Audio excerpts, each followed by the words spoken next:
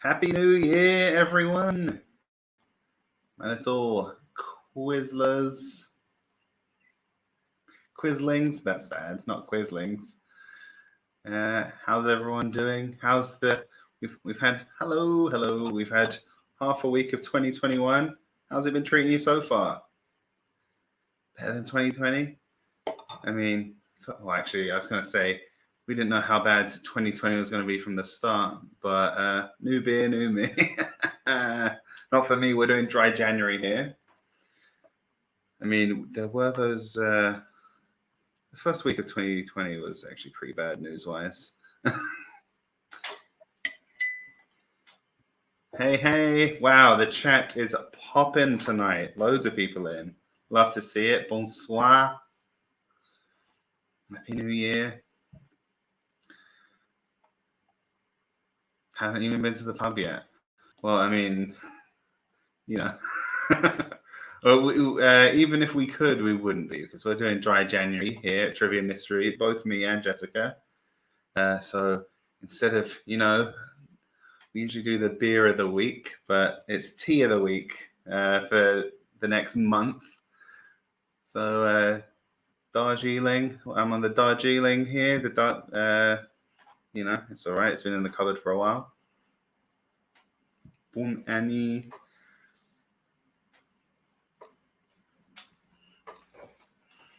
Nice.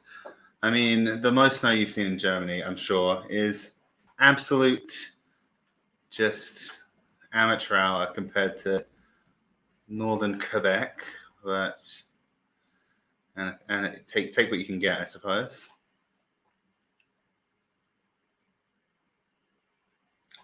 Oh, well, I'm doing a public service then for our British viewers.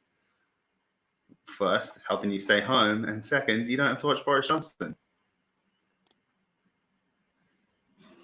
All right. Well, while waiting for everyone to get in, I think a lot of people want to sign up for this first quiz of the year. We had quite a lot of interest this week.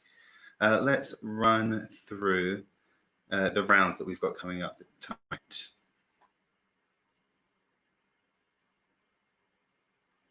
You know it. So, as usual, we're beginning with a round of general knowledge. Round two, knock knock, who's there? Familiar house. We've got New Year, New You. That's me trying to get in shape there. Round four, excuse me while I kiss this guy. Round five, book emoji, shrug emoji.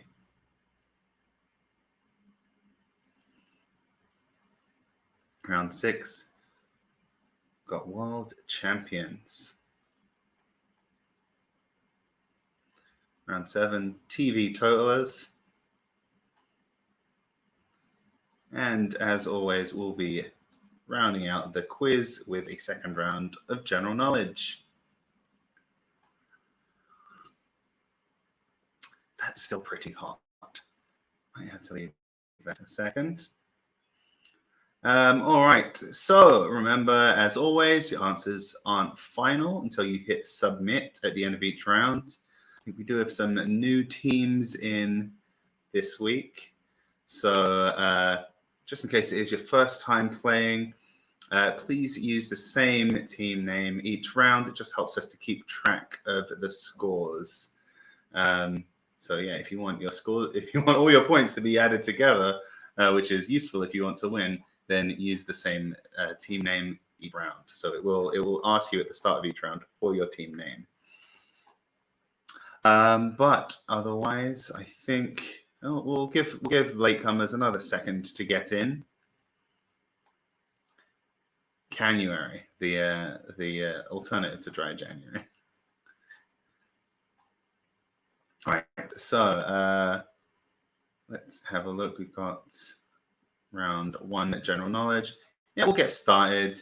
I think anyone who's drifting in through the first round, I think we had it in the last quiz of the year last week.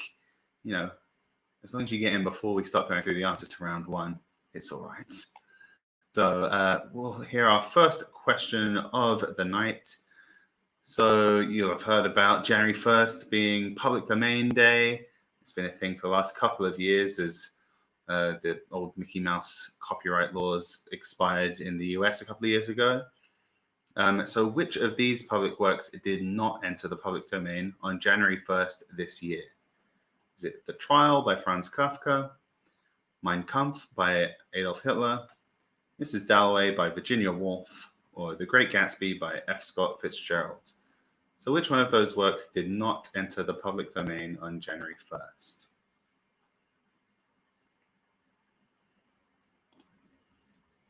Question 2.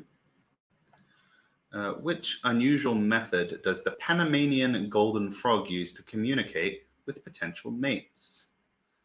Is it Morse code, smoke signals, semaphore, or love letters? So which of those unusual methods does the Panamanian golden frog use to communicate with potential mates? Panamanian of Panama.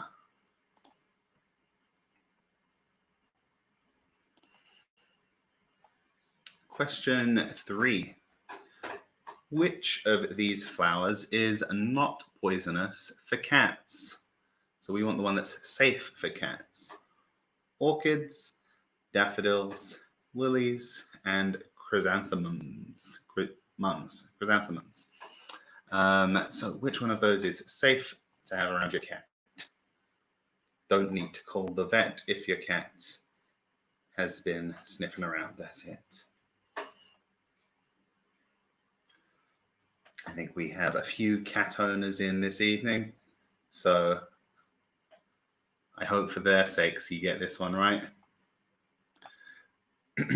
Question 4. McRib creator and former McDonald's executive chef Rene Arend also developed which other popular menu item for the chain? The Big Mac, the Filet-O-Fish, the Egg McMuffin, or Chicken McNuggets? So, former McDonald's executive chef Rene Arend developed the McRib, and which other popular menu item? So the McRib is currently back on the menu in America. So that's why this question's in the lineup. I think some countries never get the McRib. I don't think we ever got it in England, but I know it's a big deal. Kind of once every year and a half, it comes out for a few weeks in America. People go crazy for it. So it's currently out in America. We used to live in Korea. They've got a version there that always comes out around New Year. So it'll also be out in Korea right now. What do they call it? The Prosperity Burger or something. It's similar to a normal McRib, but they put mayo on it as well. And the last question of the round, question 5. For what purpose were Pez candies originally marketed? Were they antacids, so like Tums or Rennies? Were they an aid for quitting smoking? Were they an aphrodisiac? Or were they a cocktail ingredient? So what was the original purpose that Pez candies were marketed for? You know Pez, the little bricks. They come out Donald Duck's face. Or whatever character your dispenser is.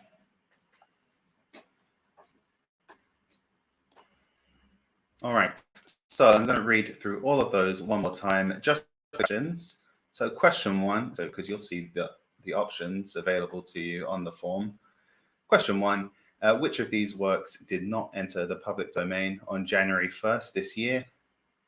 Question 2, which unusual method does the Panamanian golden frog use to communicate with potential mates?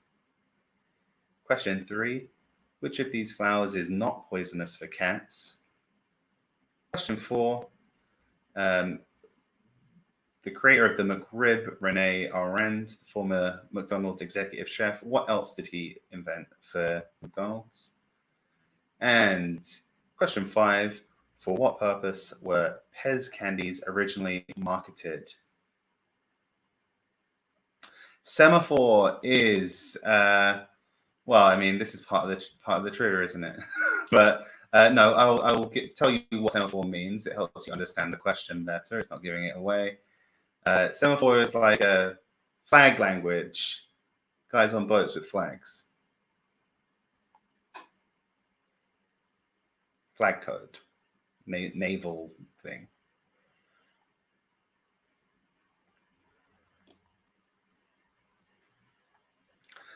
So, yeah, does anyone need any of those repeated again? No?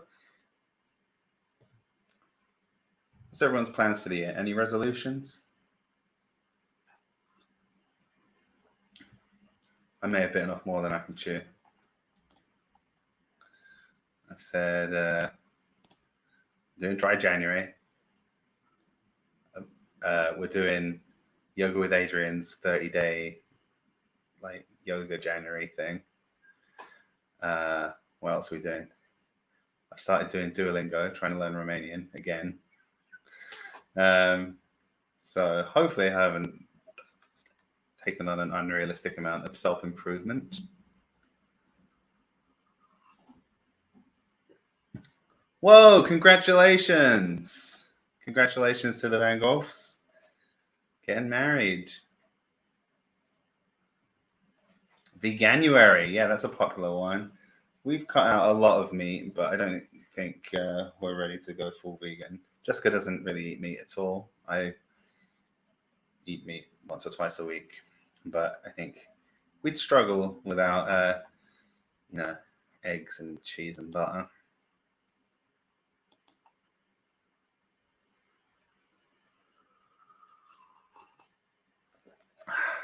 Wet January. Yeah, I mean, I imagine you've got a little one. I'm sure that cuts down the chances for drinking. I fell off the fish wagon years ago. Yeah, I did go a long time without eating fish, but now I just try to be moderate about anything that I eat. So I don't think there's any one animal that I eat more than a couple of times a month. I try to spread the load between chicken, cows, pigs, fish. All right. So I think we've had a couple of teams join us late. So if you guys could hit submit. If you need anything repeated, let me know. Do more quizzes. Yes, that's what we like to hear. Annabelle, I believe a first-time quizzer.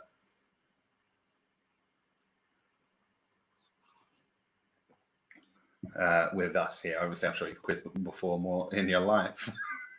Yeah, hit submit if you haven't yet, because just selecting the answer to question 5, you still need to hit submit after that just to get them all in. And yeah, if you joined after we'd started the round and you need me to repeat any of the earlier questions before you hit submit, let me know. Yes, fantastic. We'd love to hear that, man. The more the merrier.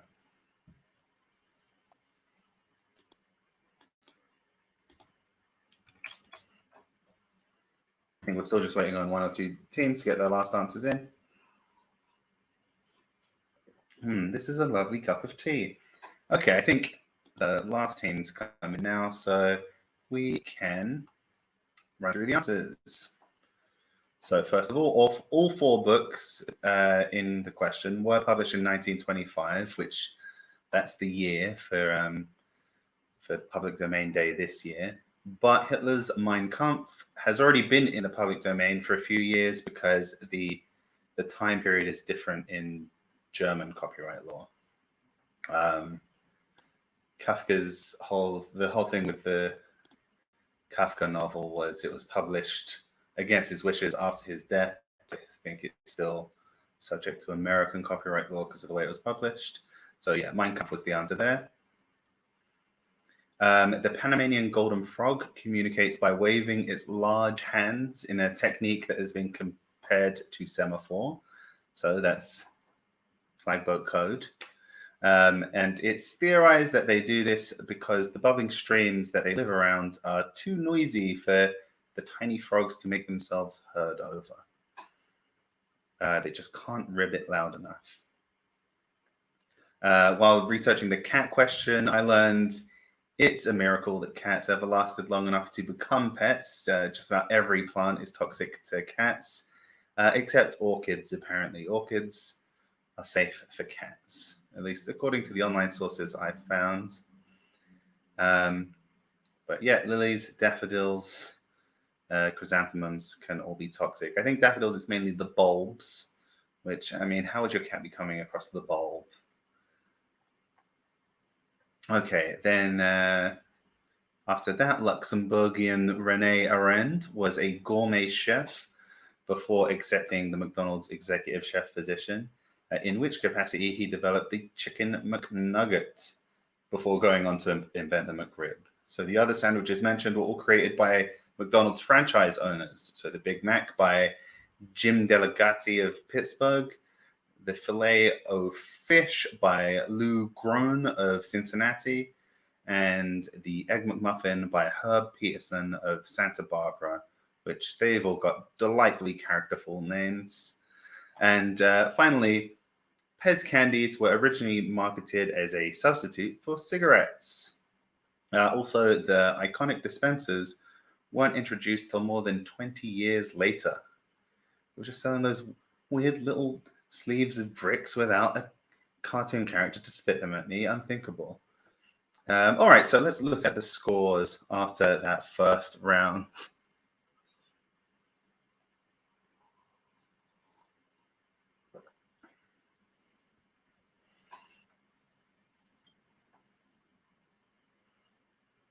Okay, and we've got we've got a lot of teams in, so naturally a pretty big spread there. Excellent rounds from, I thought this was, can't read the rest of the team name, and Cat Flaps, 4 points each. Excellent job there. And we've got two teams on 3, several teams, a whole bunch of teams on 2, and Ben Shapiro's wife's something or other on 1. Yes, I think that frog question did what I expected there. Farting or burping could be smoke signals. Some kind of chemical marker could be a love letter. You could like flashlights or rib it in a certain way that you can compare to Morse code. I thought, frogs can't really do any of these things, but they can do things that are like all of them. And it turns out they do a thing that's kind of like semaphore. But yeah, obviously 1 round in, so 3-point spread, anyone's game. So let's move on to the next one. Round 2, knock knock. Who's there? So, parcel for Mr. Squarepants. In this round, I'm going to give you 5 fictional addresses, and you have to tell me who you might find living inside. So the first one is 1313 Mockingbird Lane, Mockingbird Heights, California. So would you find the Addams Family, the Munsters, or Elvira? Who lives at 1313 Mockingbird Lane, Mockingbird Heights, California?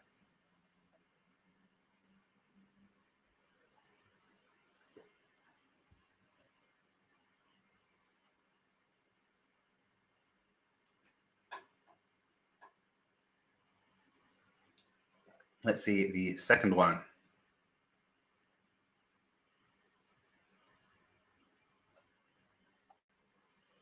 84 Rainy Street, Arlen, Texas. So is that Beavis and Butthead, Hank and Peggy Hill, or Mary, George Sr., Georgie, Sheldon, and Missy Cooper? Beavis and Butthead, Hank and Peggy Hill, or Mary, George Sr., Georgie, Sheldon, and Missy Cooper. I guess based on that, it should be Hank, Peggy, and Bobby Hill for the second option, but I think you could have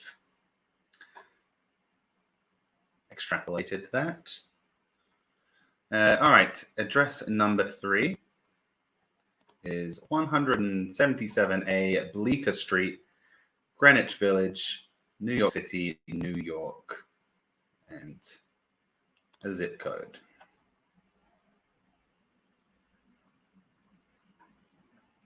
177A Bleecker Street, Greenwich Village, New York City. So is that Peter Parker, Dr. Reed Richards, Dr. Susan Storm, and Ben Grimm, or Dr. Stephen Strange, who lives at that address? All right, question 4.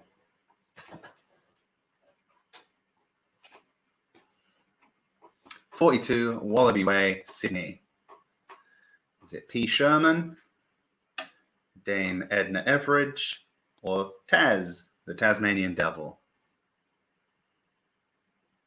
So who lives at 42 Wallaby Way, Sydney?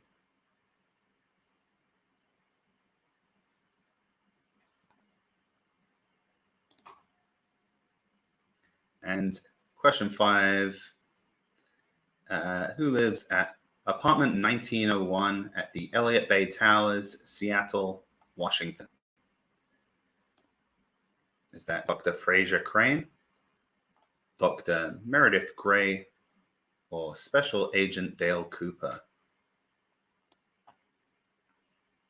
So who lives at that address?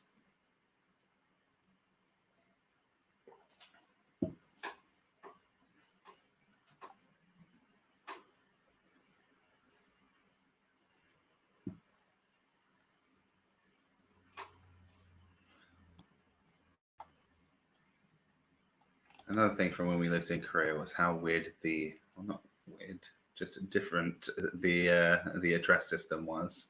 Not helped by the fact that when we were living there, they just changed from one to another. Definitely something I had found out looking up this round. Just you can obviously you can really spot the difference between a British and American address just on site, just by Americans love to have really, really long house numbers. You ever see an address that's like number 4, you know you're in the UK.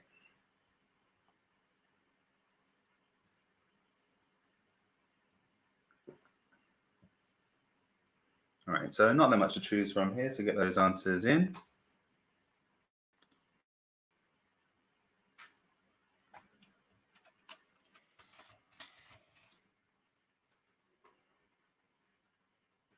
Definitely some fictional characters where their address is like more relevant than others, like they mention it more.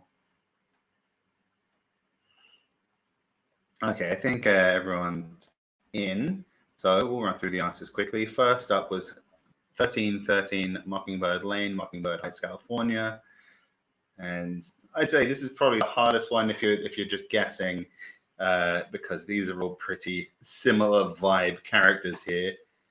But the answer is the Munsters. The Addams family actually live at 0001 Cemetery Lane.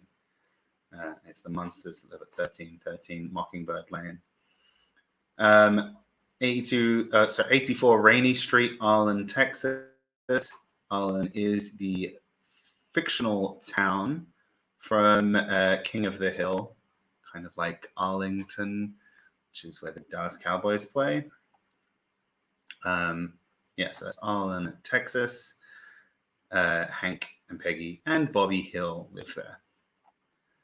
Then we've got 177A Bleecker Street, Greenwich Village. That's the Sanctum Sanctorum, where Dr. Stephen Strange does his mystical arts. Peter Parker lives in Queens.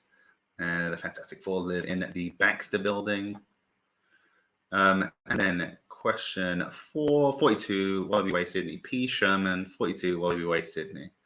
That's the dentist from Finding Nemo. Uses his scuba mask. And question 5, apartment 1901 at the Elliott Bay Towers, Seattle, Washington. And we did like every bit of pop culture that you might associate with Seattle, or every bit of telly. Frasier, Grey's Anatomy, and Twin Peaks. But it was Frasier Crane.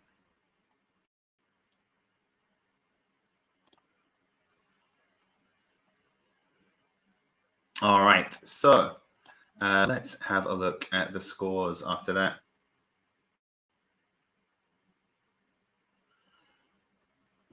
Okay, so we've had to make it pretty small to show all of the teams. Cat Flaps has opened up a 1-point lead, 9 points, 2 excellent rounds so far.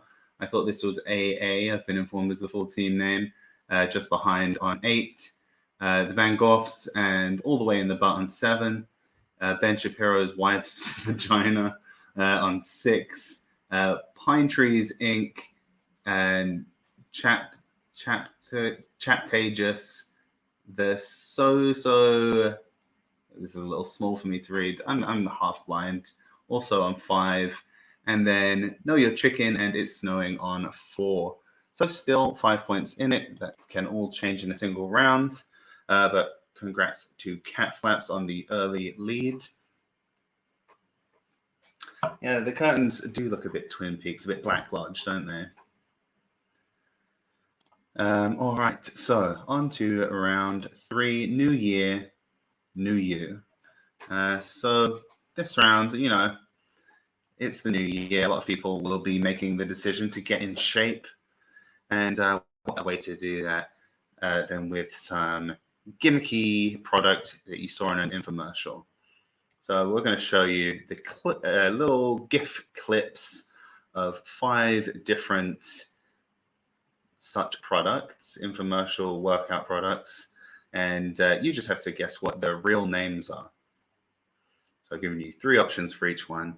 Let's see the first GIF.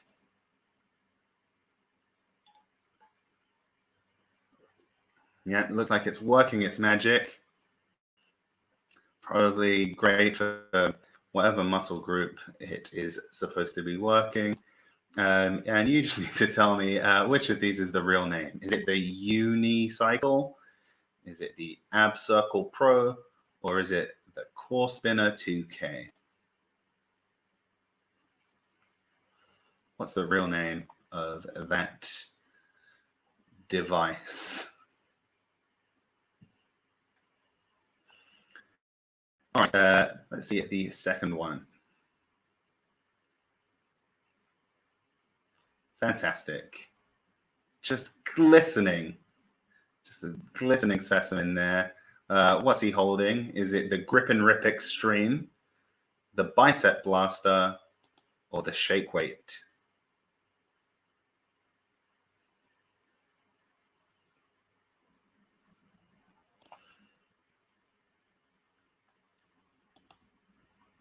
Yeah, real. Yeah, it slims your wallet for sure. I mean, that's the most effective thing they exercise.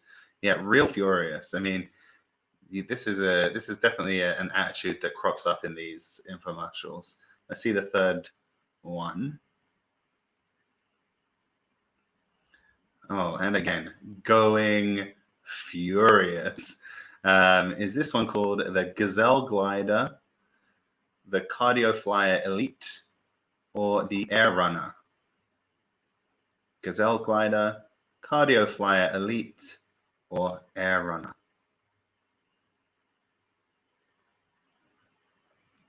I mean, is it necessary to do a full splits going both ways?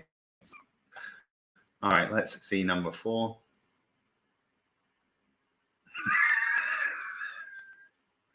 Dial that number now. No, don't dial that number now. Is it the Hula Booty? Is it the Hula Core Conditioner? Or is it the Hawaii Chair?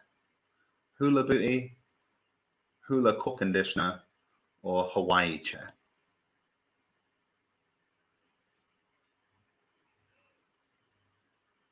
Yes, fantastic mullet on the Splitsmobile. That's my own personal name for it. And finally, number 5. You hear Jessica giggling from the other room. This was her favorite clip. I mean, we're talking about someone going furious. This guy is waggling his meter rule for all it's worth. But what is this meter rule called? Is it called? Is it the body blade? Is it the ultimate flex trainer? Or is it the muscle wave? Body blade, ultimate flex trainer, or muscle wave?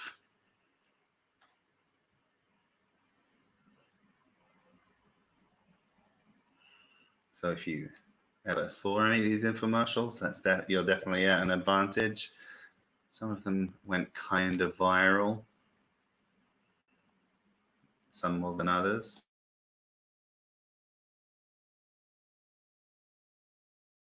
Yeah, I feel like it's the same director for all of these ads, and he's just saying, "Furious, furiouser." Tony Little. So we got some exercise tat celebs in these clips.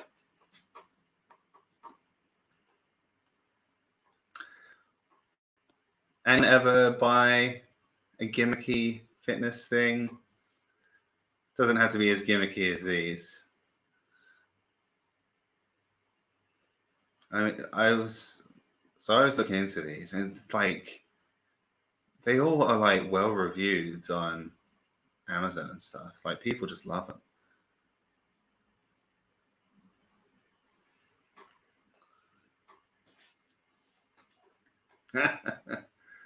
Yeah, like you just see them. Like if you're ever up watching telly late enough, they come on, don't they?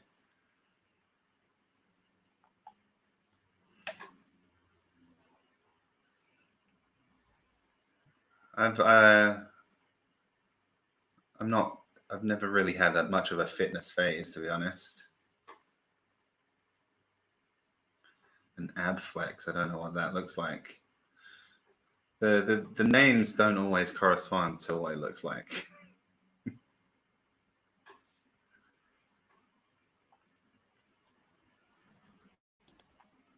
We've got yoga mats and like normal weights. That's about all we have in the house. Trainers.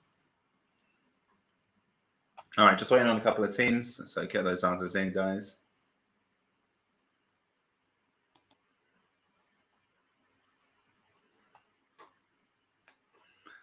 I mean, it's always like 24 easy payments of $29.99, isn't it? You've basically got like a car payment plan for like a few like rubber cords and a plastic handle.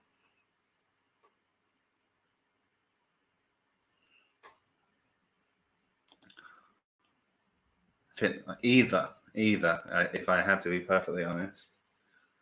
All right, I think everyone's in, so we'll reveal the true names, like a witch we're trying to bash. So first was the Ab Circle Pro. That is working your abs, I guess. Next up, we had, this is probably the most well-known one there, the Shake Weight. Was a bit of a meme for a while there, about years ago. Then we've got back to the Shake Weight. Number 3 was the Gazelle Glider. That guy, I think he had a catchphrase like "You can do it," something like that. You can do it. Or, you have the power, something like that. So he was a bit of a meme as well. This was the Hawaii chair. A Hawaii chair. I think that it made an appearance on Ellen's show. Hawaii chair. We'll go through the rest of them. We'll do number 1 again at the end. And Jessica's favorite is the body blades. The first one, because I think the Van Goghs missed it, is the Ab Circle Pro. The Ab Circle Pro.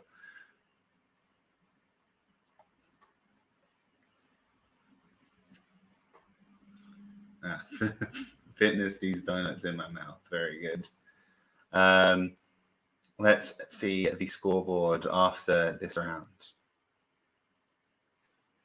All right, so it's still close at the top. Cat Flap slightly falling from grace. It was a tough round there, but I thought this was AA had a perfect round, has risen to the top with 13 points. Van Gogh right behind on 12, all the way in the bottom 11. Cat Flap's at 10. So those are kind of our front runners there. And then behind them, we've got a couple of 8s, a couple of 7s, a couple of 6s. All right, great job. Thank you. Thank you. I appreciate it when you appreciate my fake fitness gadget names. Maybe I've got a future in marketing tact to gullible people. All right, and round 4, so the halfway point. That's the last round before a short break. As you may have guessed from the title, this round deals with mondegreens. If you're not familiar with mondegreens, it's just the name, a term for a commonly misheard lyric. So, for example, the lyric, "Excuse me while I kiss the sky" from Jimi Hendrix's Purple Haze is often misheard as "Excuse me while I kiss this guy." So in this round, I'm going to give you 5 mondegreens, 5 commonly misheard lyrics, as well as the artist who originally performed the song. What you have to do is fill in the blanks on the answer sheet with the correct lyrics. So I'm going to give you the artist because it would be pretty hard without, but I'm not going to give you the title of the song because pretty often these misheard lyrics involve the titles of the song. But we'll see. The first one here is from Taylor Swift, and the misheard lyric is "Got a lonely Starbucks lover." Got a lonely Starbucks lover. So you just got to fill in the blank. Got a blank. What goes in there? So what is the correct lyric instead of "got a lonely Starbucks"? Got a lonely Starbucks lover. So fill in the blank there. And because there's a bit more typing, yes, congrats on that round, Annabelle Dunwoody. I take it you're one of the teams that had a perfect round there. All right, so number 2. Yeah, there'll be a short interval after this round to get all that typing done. So next is from Adele, and the misheard lyric is, "Should I give up, or should I just keep chasing penguins?" So you need to fill in the missing blank. So the misheard lyric is, "Should I give up, or should I just keep chasing penguins?" What's the misheard lyric there?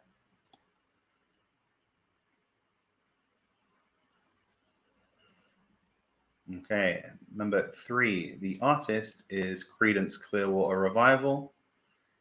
And the misheard lyric is, "There's a bathroom on the right." There's a bathroom on the right. What's the correct lyric? What's the actual lyric from that song? Fill in the blank.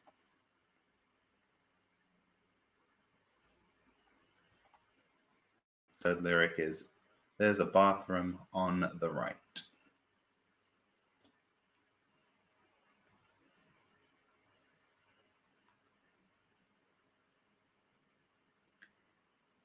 Question 4. I might sing some of these after. I think if I do it now, it's a bit of a giveaway. So question 4 is U2 is the artist, and the misheard lyric is, "It's all right, it's all right, it's all right, Shamu the mysterious whale."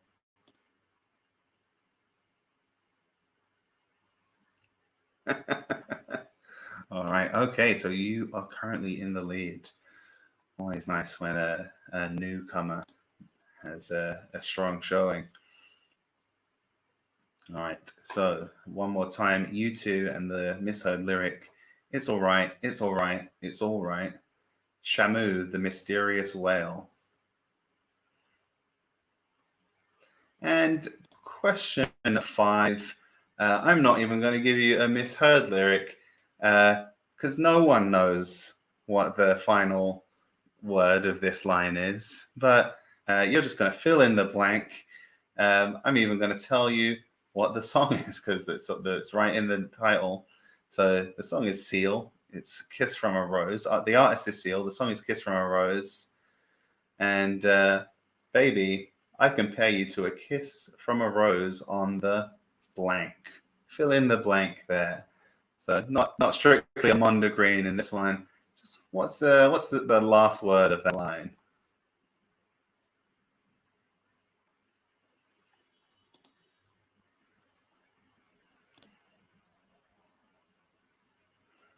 All right. So does anyone need me to repeat either the artist or the misheard line for any of those? And if not, I'm going to give you a short interval now to get those answers in and to give Jessica a bit of extra time to grade them. These typing ones sometimes a bit more fiddly. The auto grader can sometimes mess it up a bit. Sing my own vibe. I will say I'll sing them after.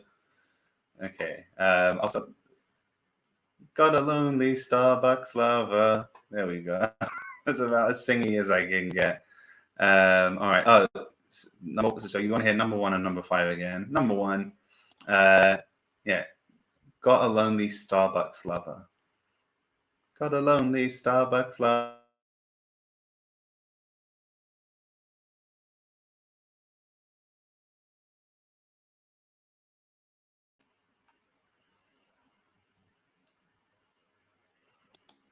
And number 5, I think someone didn't hear that one as well. I compare you to a kiss from a rose on the blank. So what goes in there?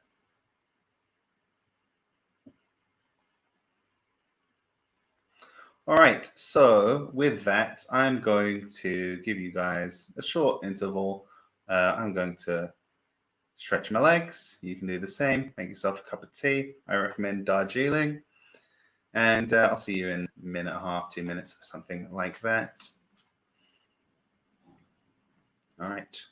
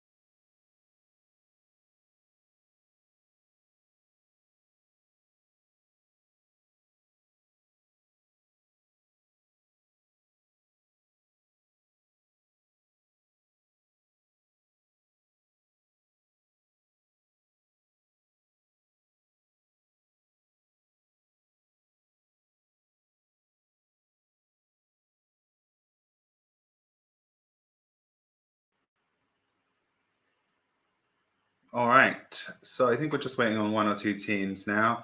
Let's just hit submit on whatever guesses you've got in, and we'll run through those answers. Hope everyone had a nice intermission.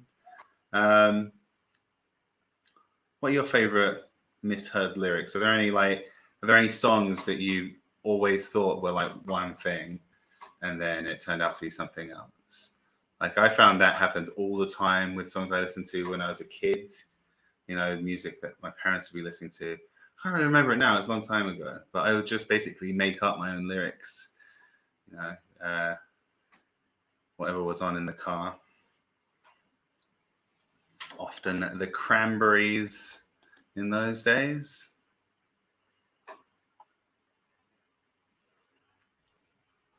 All right, just one team now. I know some of our quizzes have little ones to be taken care of. So I understand it's easy to get waylaid, but just hit submit on what you've got so that we can keep it moving. All right, I think everyone is in. Yeah, so when I was looking for examples for this round, that song got mentioned on a lot of lists. Just about, every like half the lines in the song. All right, so let's go through the answers then. So number one, Taylor Swift. The song was Blank Space. The line, "Got a lonely Starbucks lover," was got a long list of ex-lovers. They know that I'm insane, and I got a blank space, baby. And I'll write your name. Question two, Adele. Should I give up, or should I just keep chasing pavements? Pavements, like the band with Stephen Malkmus. Question three. Creedence Clearwater Revival. There's a bad moon on the rise. I might knock the singing on the head. I don't think anyone's doing it. All right. Question four. I do want to sing this one though. It's all right. It's all right. It's all right. Shamu the mysterious whale. She moves in mysterious ways. Nothing to do with Shamu. And question five. I compare you to a kiss from a rose on the gray. Yeah, it's gray, the color gray. We accepted UK or American spelling variants there. Yeah, I always thought bay. There are lots of different thoughts out there on what he's saying, but it's apparently gray. So, Jessica might be able to show me a list of what people thought Seal was singing for that. Let's have some examples. Grave, cheek, Wayne, wing. So some, Vine. Absolutely, no one knows what Seal is singing in that song. But yeah, apparently the answer is gray. Like a single rose growing in a gray place. The ones talking about star-crossed lovers. Star-crossed lovers. That'll be a different Taylor Swift song. But yeah, I think the one where everyone thought it was a Starbucks was Blank Space, because I remember at the time thinking, what is she talking about, Starbucks? And I know it was a long list of ex-lovers.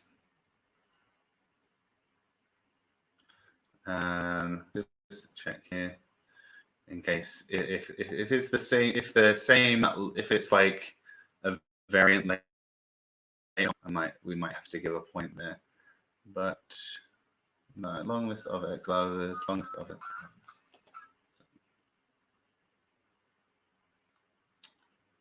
No, it's long list of ex-lovers throughout the whole song. I think that's just it's a double mondegreen. So a doubly misheard lyric. A lot of people thought it was star-crossed lovers, but it's ex-lovers. Okay, so let's see how the scores are after that.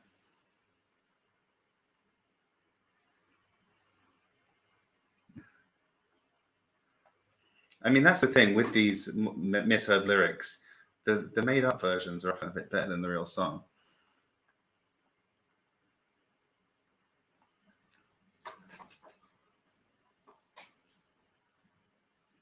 And let's have a look.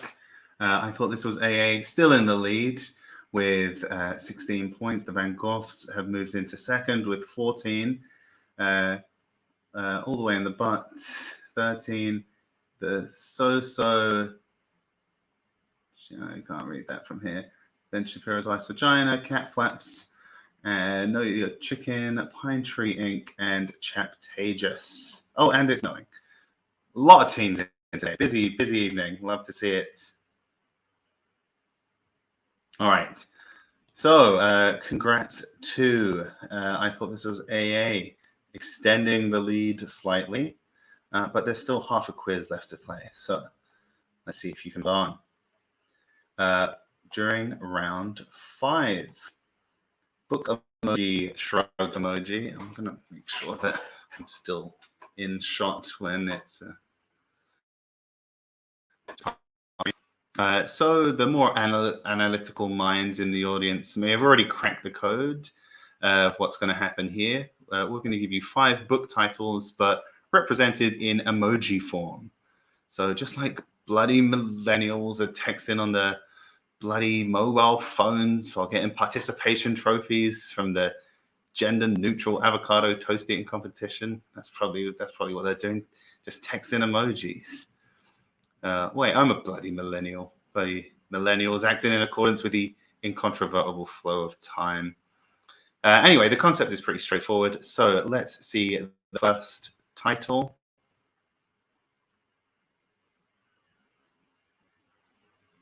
For emojis, what is the book title?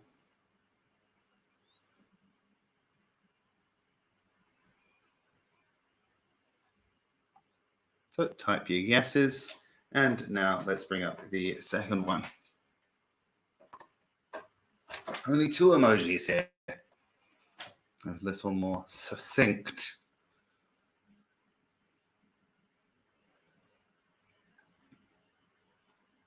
All of these are emoji legal. These are all official emojis.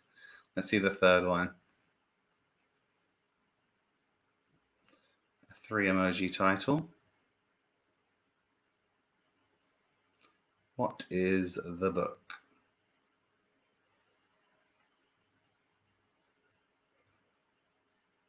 All right, next one.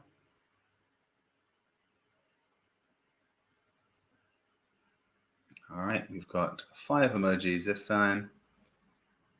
What book title do they spell out?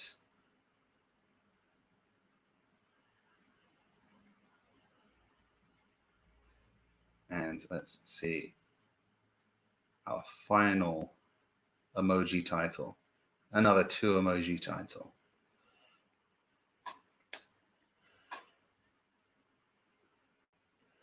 Some easier than others, I would say. They're all fairly famous books, I think.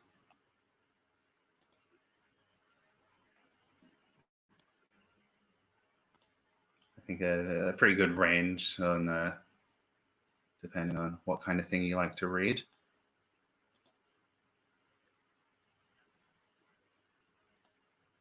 Anyone got any strong emoji opinions on things that aren't emojis that should be? Because I'm very much stuck on the fact that there isn't a lime emoji. This is a long-standing irritation for me. I rarely need any of the other fruit emojis But like sometimes if I want to text about margaritas or like Mexican or like Vietnamese foods or like drinking a Corona, something like that. Not the virus, the beer. Then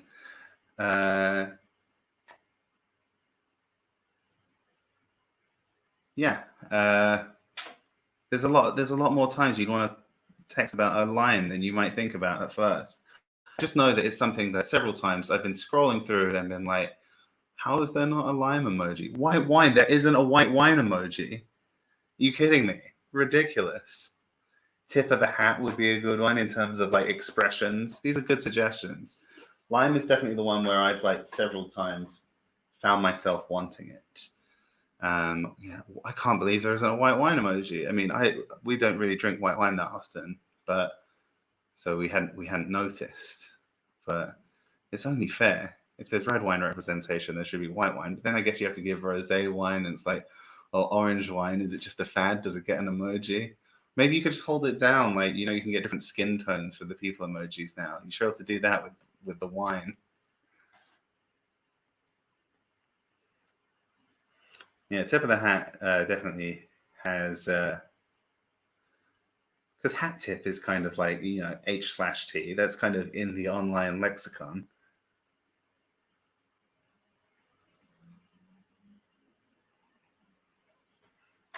All right, how else is everyone getting on with this? Obviously, if you have too many emojis, then rounds like this become a bit too easy because you can just really just very precisely nail everything. A blue nun emoji. Blue nun do like a like sparkling white wine with gold leaf floating in it. It's a weird experience. An aubergine emoji. It's only an eggplant emoji, and that's very US centric. Yeah, or a brinjal emoji for South African and Indian English speakers.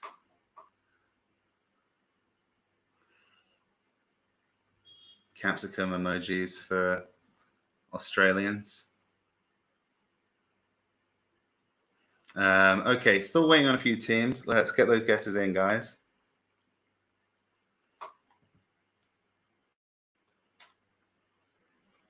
Yeah, I think about half our teams are still to come in. So let's smash that submit button.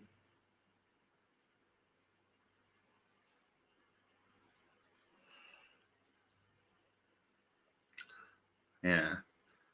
Does the wine emoji show up as a different type of wine on different like OSs? Is it like red wine on like Android and white wine on Twitter or something? That's another thing. It's like discrepancies between how different emojis are displayed on different platforms. Because sometimes like very slight changes in the facial expression on an emoji can really like change the tone of a message. That's a good point, Annabelle. Have you ever drunk so much you went colorblind? Okay, one more team to come in, so let's get those guesses in, guys.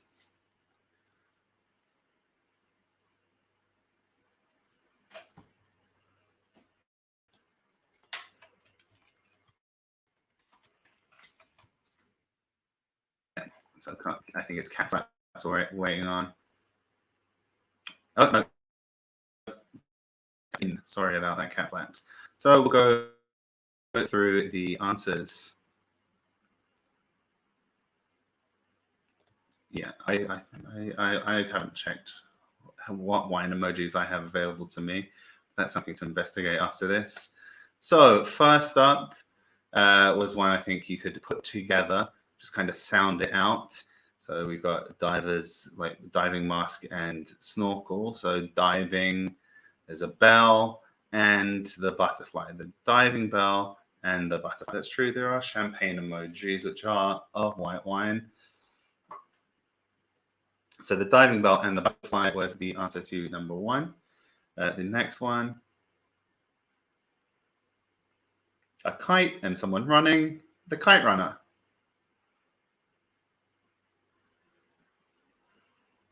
Number 3,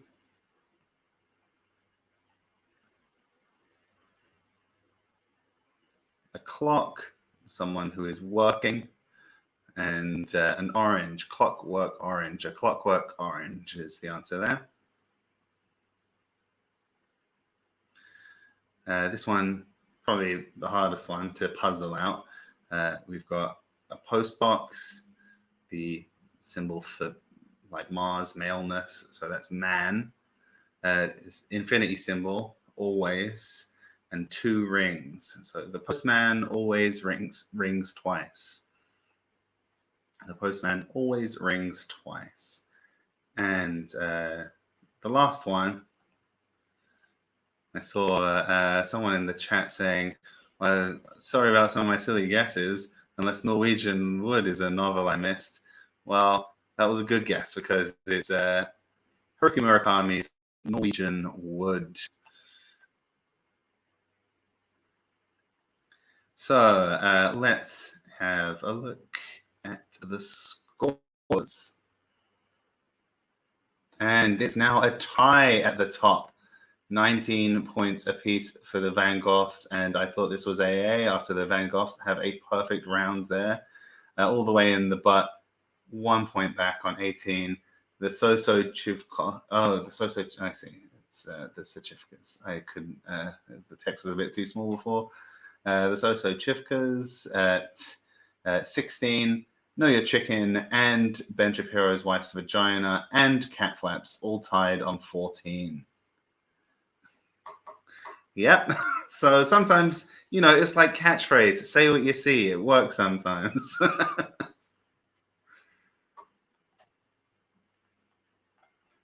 All right. So that was round 5. Let's move on to round 6. World Champions. Map round. Who doesn't love a map round? So map rounds can be a little bit hard sometimes, but I bloody love a map round. So in this map round, it's all about unusual sports. I'm going to describe to you 5 unusual sports from around the world, and you are going to select on the map what country you think these sports are from. So these maps can be a bit tricky. Make sure you've just selected one country. So if you tap a country you didn't mean to, you can tap again to unselect it.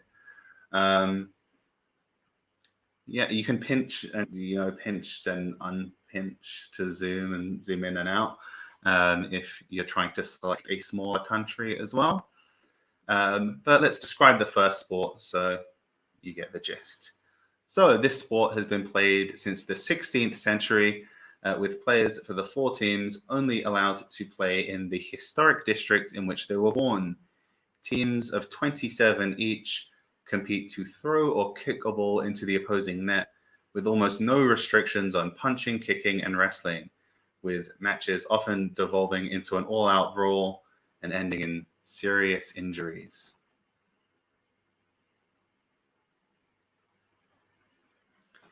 So, where is that sport from?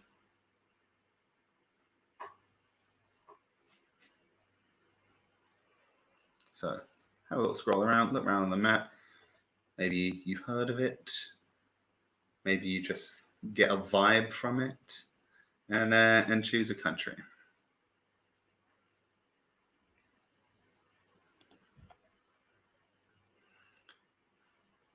All right, number 2. In this sport, competitors throw a metal disc at a round wooden target about 20 meters away and attempt to set off a small gunpowder charge by hitting it. So you're throwing the small metal disc at the target. There's a little recessed metal tube in the target with a gunpowder charge in that you need to make explode in order to get max points. So there's points for closest, points for hitting the target, and points for making the charge go off.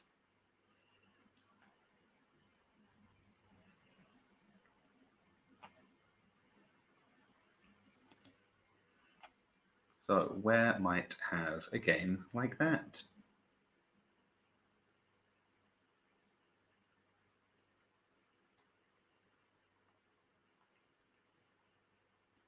All right, number 3.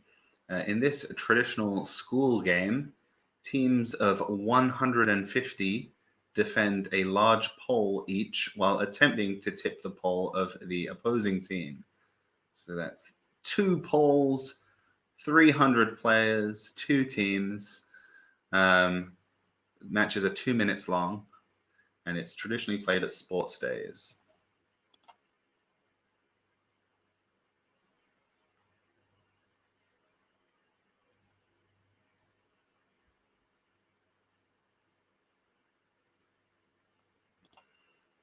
All right, number 4. In this unusual sport, mixed gender couples compete to finish an obstacle course with the husband carrying the wife. So they're not required to actually be married. The sport is known in English as wife carrying. And they carry the wife through an obstacle course.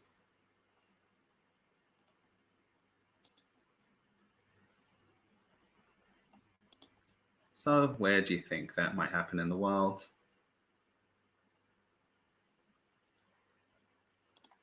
And the final unusual sports. In this more modern sport, participants roll down gentle slopes in clear inflatable spheres. So in this more modern sport, participants roll down gentle slopes in clear inflatable spheres. So where in the world is that from?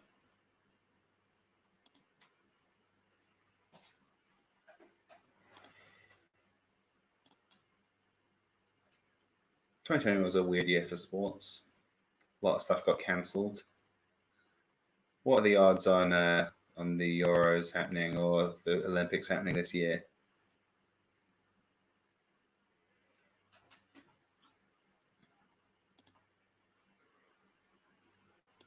Wasn't a good year for Vikings football.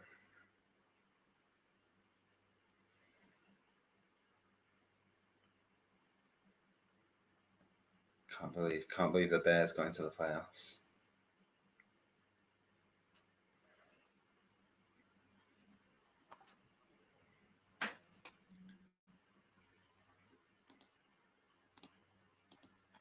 Surely Kansas City's to lose now. I mean, I don't know, maybe like in the AFC, the Ravens could take them out.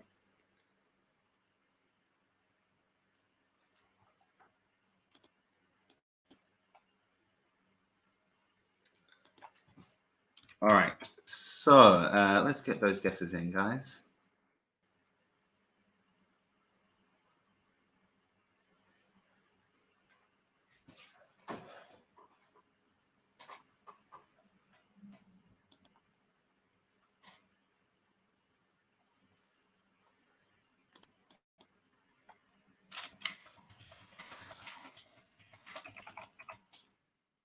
Still waiting on a few teams. It's a bit of a tough one, these map rounds. Basically a multiple choice with like 200 options.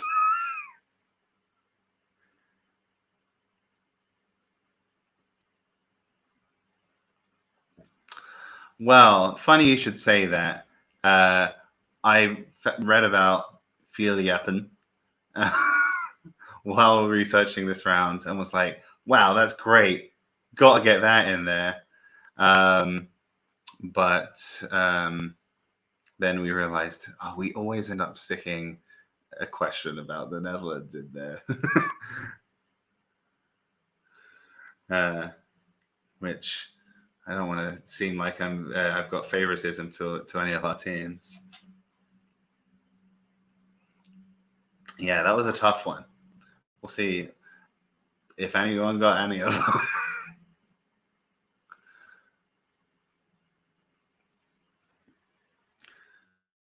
There's like one or two that are gettable, but some of them are very hard indeed.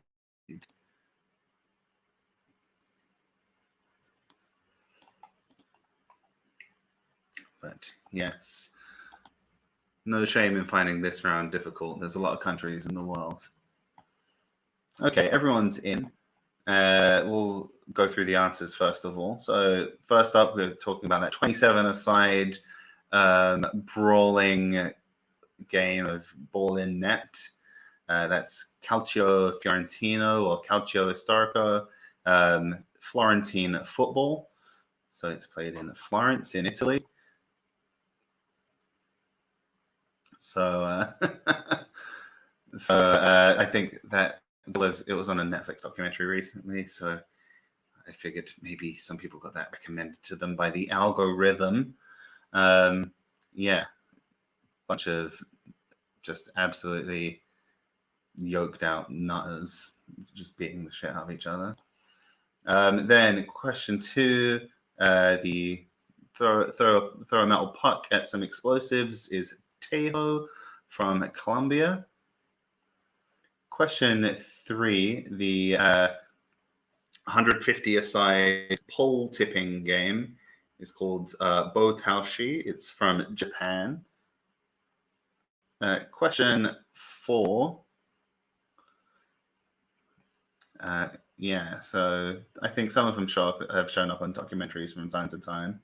Question 4, wife carrying. I think kind of you see this as kind of like a jokey, puff piecey kind of light-hearted news story sometimes when the World Championships happen, and it is Finnish. So the World Championship in wife carrying was established we looked into it. It was like back in the 90s, and the first ever one was won by a Finnish couple, and then it was Estonian dominance for like the next 10 years. Then after that, number 5, inflatable sphere. This is probably the most gettable one. Is zorbing, which is kind of a popular kind of extreme sport these days, and that was invented in New Zealand in the 90s. So New Zealand was zorbing. Just in general, if it's something extreme sporty, just guess New Zealand, don't you?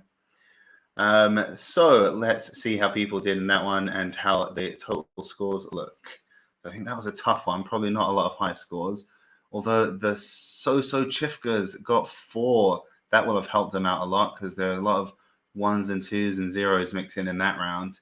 So strong performance on a difficult round there for the So Chifkas to bring them into joint first place with, I thought this was AA, Van Gogh's, and All the Way in the Butt, a scant 1 point back on 19.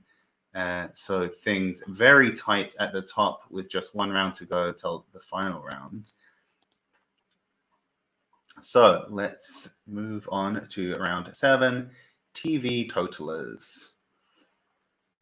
So everyone knows that James Bond loves a vodka martini, or the dude is rarely seen without a white Russian, but it's dry January. So what about fictional characters whose signature drink is soft? I'm going to give you 5 free beverages. Let me just get in front in there.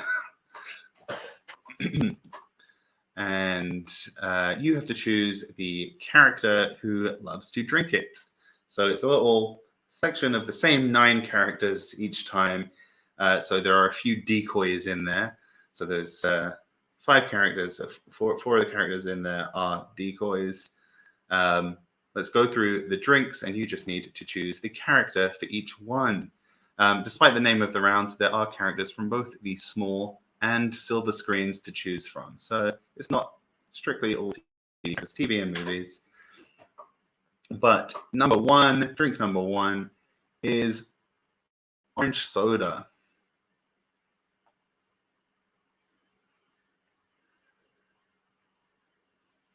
So select the fictional character whose signature drink is orange soda.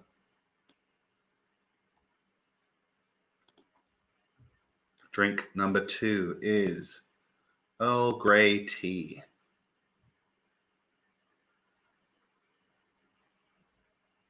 So look at the selection available to you there. Whose signature drink is Earl Grey?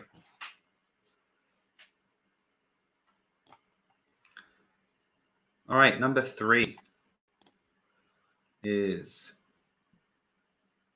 Dr. Pepper.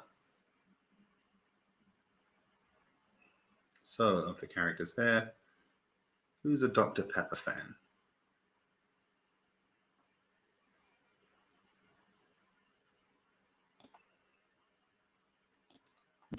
Non-alcoholic drink number 4 is milk. Nice and simple.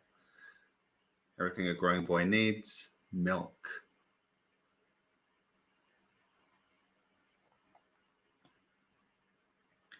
And finally, number 5, Coke Zero. Who drinks Coke Zero?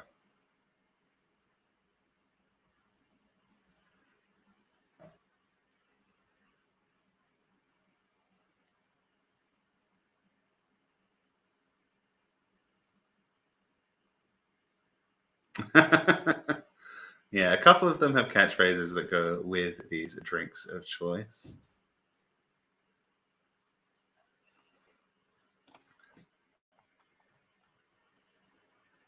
So yeah, just click the picture around. So we have noticed in the past a couple of times it might ask you to do a capture, select the traffic lights or whatever once you hit submit on this. So just a heads up. But that's not a problem. Doesn't mean you've done something wrong. Just sometimes when there's like these like picture rounds, that sometimes happens.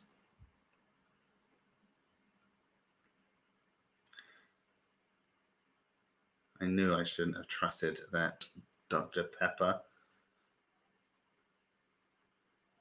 Well, robots are free to play our quiz. Ask a human to help you with the capture. Like friendly robots. I'm not trying to discriminate here.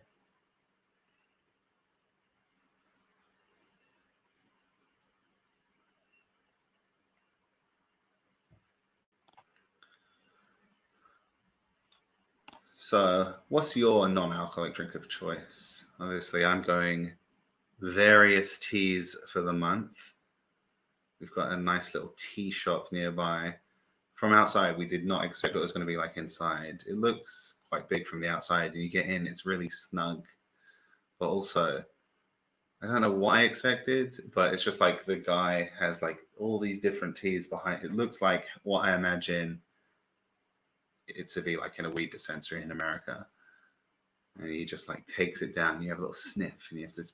It's a buying process that I find quite stressful because like I just want to say yes to the first one. I don't want to be like, no, can I sell that one again? Like if I were just browsing by myself, I would spend more time than I feel comfortable spending with, a person. Catnip tea, is that a thing that people can drink? I think we're just waiting on one team to get their guesses in.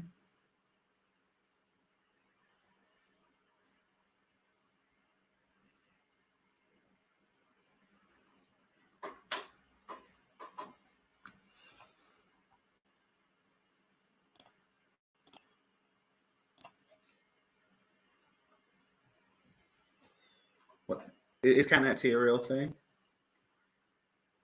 I don't know if you're messing with me.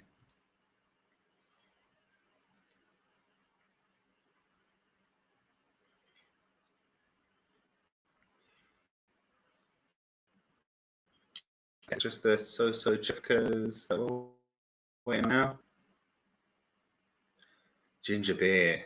Yes, I do like ginger beer. Like ginger tea. I like because I already basically I cut out like sugary drinks a couple of years ago because I was like, this is ridiculous how much sugar I'm drinking. And there aren't any good sugar-free ginger beers available here in Romania. We're very limited on our sugar-free soft drink selection. So I'm pretty much stuck on teas now. Tension Tamer, and it contains catnip. Interesting. I just kind of assumed catnip was like poisonous or something. Or wait, is catnip related to sage? I don't know. It's one of the rare plants that won't kill a cat, I guess. Okay, I think everyone's in now, so let's run through the answers. So, who loves orange soda? Kel loves orange soda.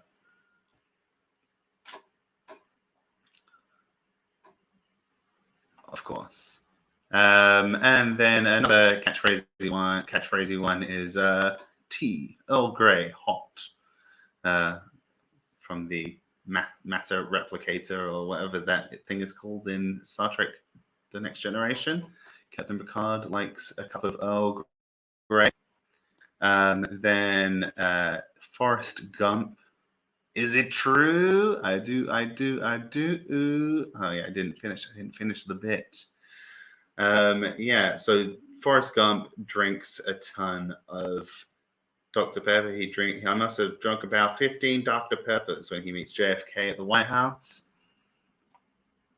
Then we've got the McCoyles from It's Always Sunny, dairy lovers, the lot of them. They even use milk to treat stab wounds. We have the GIF. Yeah, so when you get stabbed, just pour a glass of milk on it. And finally, Scott Pilgrim drinks Coke Zero.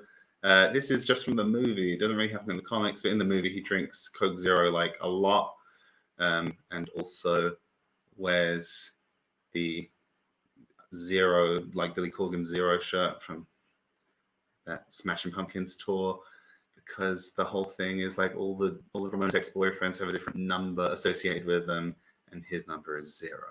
So they're 137, he's 0. And that's why he drinks Coke Zero a lot in the movie. Okay, so let's see how the scores are after that.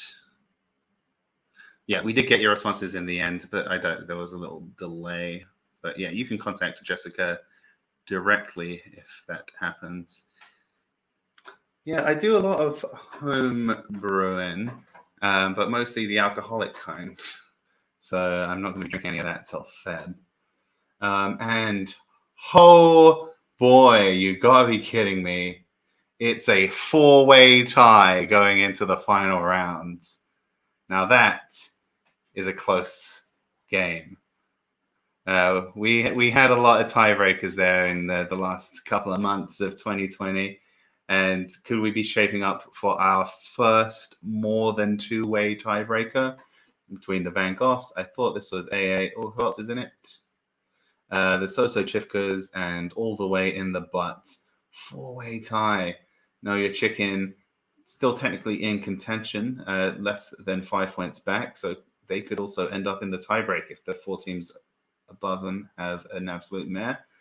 And then we've got the other teams all fairly closely clustered together between 17 and 14 points, the rest of the teams.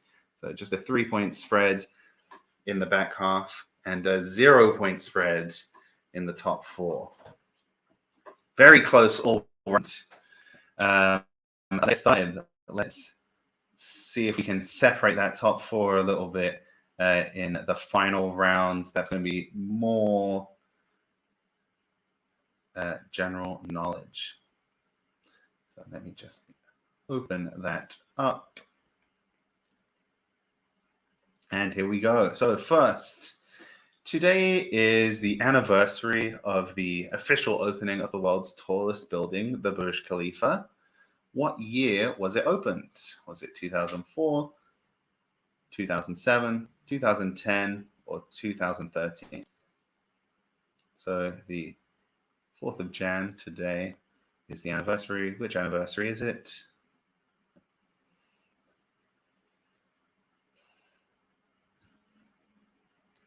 Yeah, our tiebreak specialist not involved in this one. What's happening? 2021, really shaking up the narratives. Okay, question 2. What is Michael J. Fox's middle name? James, John, Joseph, or Andrew?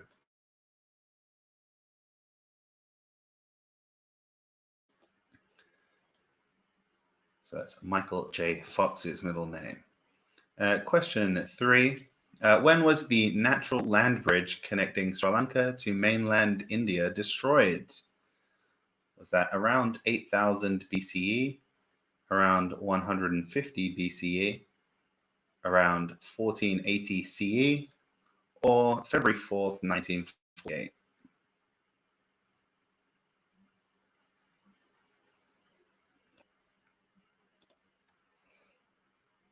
I cannot be giving clues like that, Cleo. So, when was the natural land bridge connecting Sri Lanka to mainland India destroyed?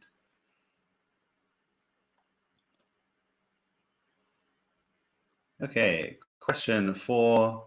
What is Shaquille Shaq O'Neal's DJ name?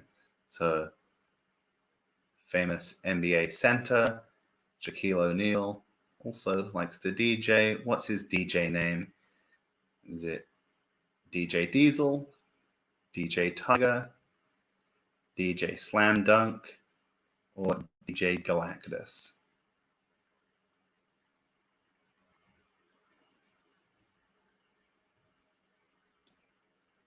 And the final question of the evening: what breed of dog cannot bark? Is it the Akita, the Basenji, the Malamute, or the Saluki? Akita, Basenji, Malamute, or Saluki? Which one cannot bark? So I'll run through the questions nice and quick one more time. Number 1, what year was the Burj Khalifa officially opened on this date? Question 2, what is Michael J. Fox's middle name? Question 3, when was the natural land bridge connecting Sri Lanka to mainland India destroyed?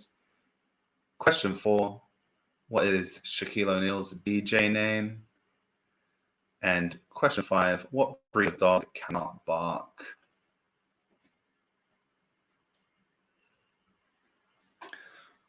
Well, I mean, I feel like we've got a pretty good chance of breaking out the tiebreaker question this week with the way the scores were looking heading into this final round.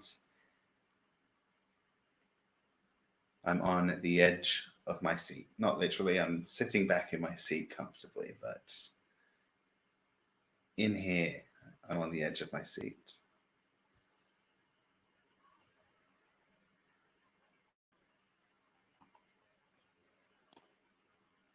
Oh, this is the. I mean, we've had close games before, of course, but never between so many teams.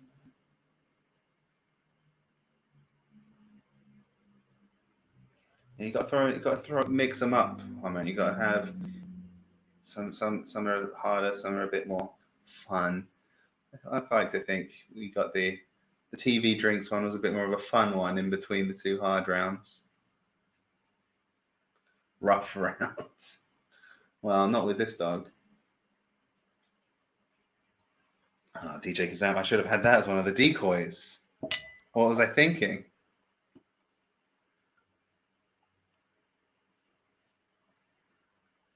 At the very least.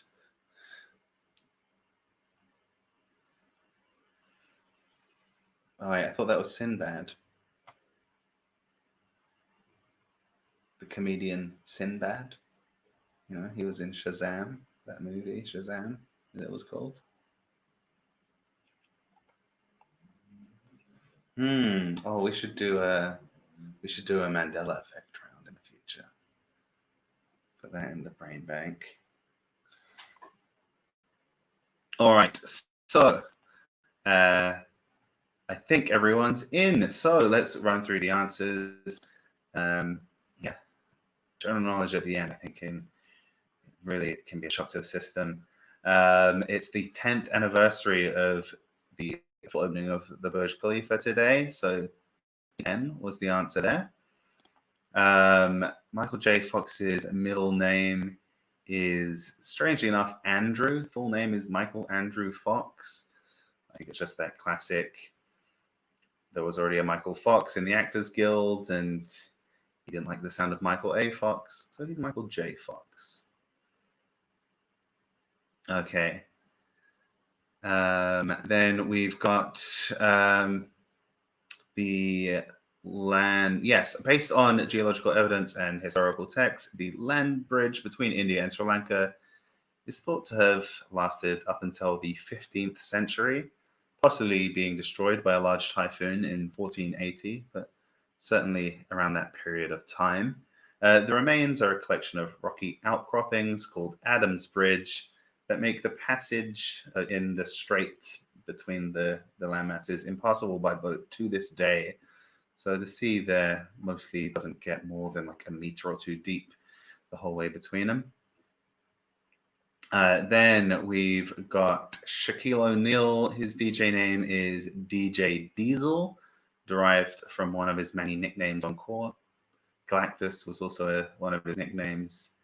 He played for the LSU Tigers in college, and obviously slam dunk, that's just a basketball thing. But yeah, DJ Diesel.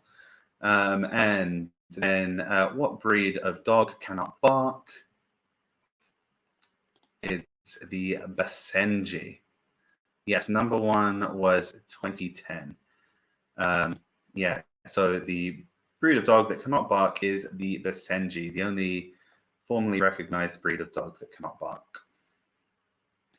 All right, well, let's see. Is it going to be a tiebreaker, or did one team pull out just enough out of the bag there to take it cleanly? And indeed, they did, with a 3-point showing in the final round. I thought this was AA. It has a clean victory. No tiebreakers necessary. 26 points. Congratulations. Great job there. The Van Goghs and the Soso Chivkas tied on 25, just 1 point back in second place, and all the way in the butt in third with 24. Congratulations to everyone else who played as well. Everyone did excellently. Congratulations to, I thought this was AA. That's first time quizzer or quizzers, Annabelle Dunwoody in the chat. Don't know if it's just you or if you're in a little team, but we'll be in touch with you. We've got more than 5 players in tonight, more than 5 teams in tonight. So that means you are entitled to a prize. So Jessica will email you after the stream's over. Yes, but you're also a quiz host. Great to have a fellow host in. Yeah, thanks everyone for coming. Thanks supporting us for the first quiz of the new year. Hope it's going to be a good one, better than last year. Subscribe to our newsletter for little weekly facts. We dig up a lot of interesting tidbits that we can't quite craft into questions. So if you like the sound of that, it's under the scoreboard, the details for that. Tell your friends, get people to come. This was one of the busier streams we've had in a while, and it's always fun when we've got plenty of people in, and we have tons of teams jockeying for position. Yes, thank you for coming, and yeah, look forward to seeing you all again next week. All right, bye guys.